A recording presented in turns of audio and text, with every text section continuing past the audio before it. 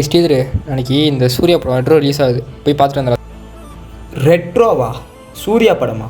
சூர்யா படத்துக்குலாம் யாரா காசு செலவு பண்ணி போய் பார்த்துட்டு இருப்பா? அதுவே ஓடிடியில் வரும், அப்போ பார்த்துக்கலாம்டா. சூர்யாலாம் யாருன்னே இப்போ யாருக்கும் தெரியறது இல்லைடா. சூர்யா யாருன்னு தெரியாதா?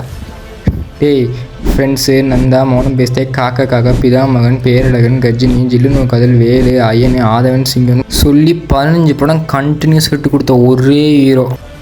அதுலேயும் நந்தா, பேரழகன், பிதாமகன், கஜினி இந்த படத்தெல்லாம் பார்த்துட்டு ஐயோ இப்படிலாம் ஒருத்தர் நடிக்க முடியுமான்னு சொல்லி இருந்தவர்றா.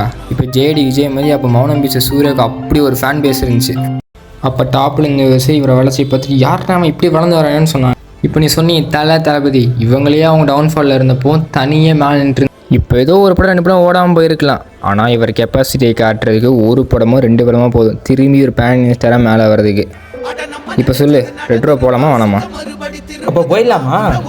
அது